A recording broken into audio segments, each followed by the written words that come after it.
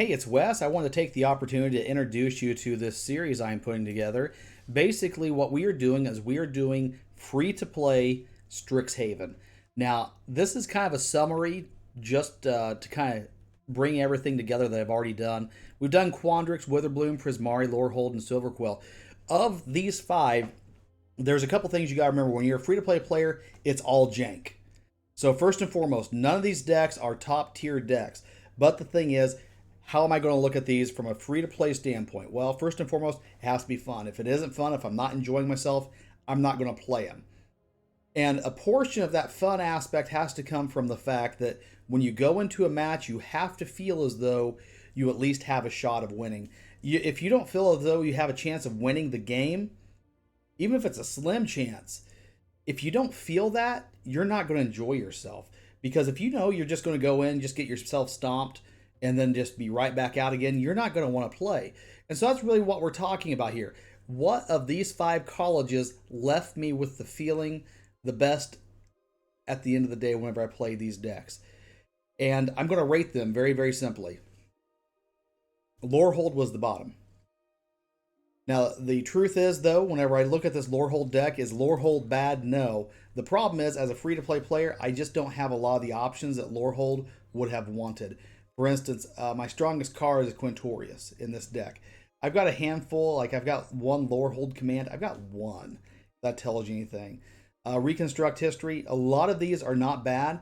I've built and tried to modify this deck half a dozen times, and it just doesn't work. The cards that I just have just are really not that good. So it's not a knock on Lorehold, but for what I have available, and you got to remember, how am I getting these cards as a free-to-play player? Well, I save up my gold up here, I go over and I do a draft, and this is entirely built from Strixhaven drafting. And so Lorehold was the absolute bottom. Prismari I enjoyed, it was a lot of fun. He really didn't win that much with it. That's kind of the best way to put it.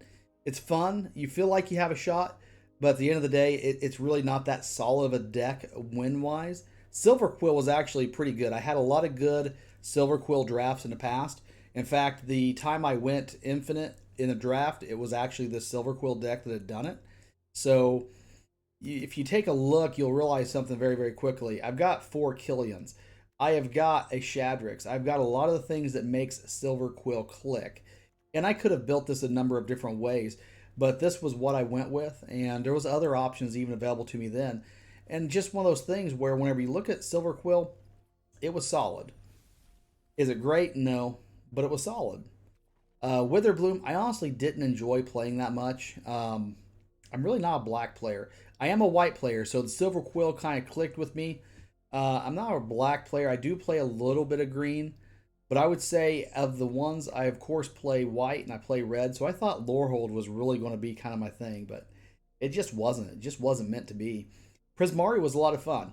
Not necessarily a great win rate, but it was a lot of fun.